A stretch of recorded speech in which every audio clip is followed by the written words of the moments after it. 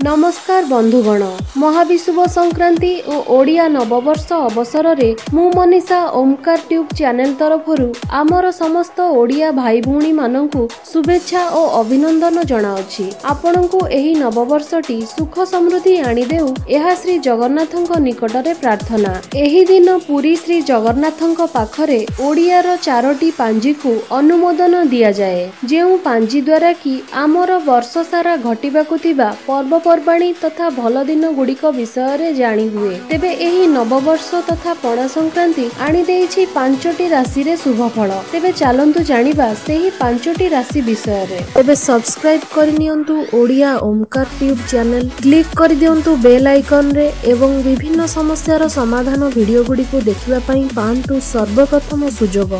प्रथमे जानिबा मेष राशि विषय रे। बृहस्पति एवं शनिଙ୍କର कृपा दृष्टि राशि उपरे रहुथिबारु वर्ष सारा शुभ फल पाइबे। मेष राशिर व्यक्ति मानकर कर्म क्षेत्र रे उन्नति, आर्थिक उन्नति, जानवाहन किणार सुजोग प्राप्ति, नुआ घर करिवार सुजोग मिलिबो। स्वास्थ्य रे उन्नति घटिबो। बहु दिनरु जदि केही रोगग्रस्त अछंती तेबे तांको उपशम मिलिबो। एहा छडा पैतृक संपत्ति प्राप्तिर जोग रहिछि। पुराना माली मकदमार समाधान होई पारे।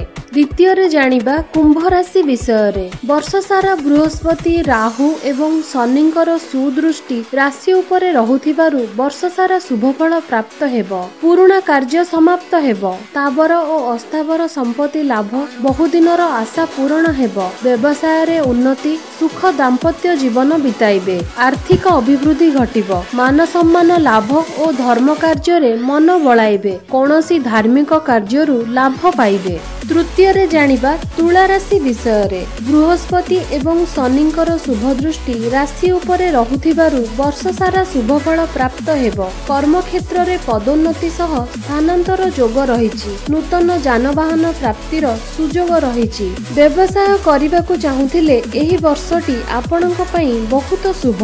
विद्यार्थी माने देश बाहरकु किंबा घर ठारू बहुत दूरकु उच्च शिक्षा पाई जाई पारंती। प्रेम क्षेत्र रे सफल हेबार संभावना रहिछि। चतुर्थ रे जानिबा वृष राशि विषय रे। बृहस्पति, राहु एवं केतुଙ୍କର शुभ दृष्टि राशि उपरे रहुथिबारु वर्ष सारा शुभ फल मिलिबो। पारिवारिक सुख शांति बजाय रहिबो। व्यवसाय रे उन्नति, कर्म क्षेत्र रे सफलता, चाकरी क्षेत्र रे पदोन्नतिर आशा रहिछि। शेयर मार्केट रे यथेष्ट लाभ पाइबे। विद्यार्थी मानकर विद्या रे उन्नति घटिबो एवं नूतन कर्म नियुक्तिर संभावना रहिछि।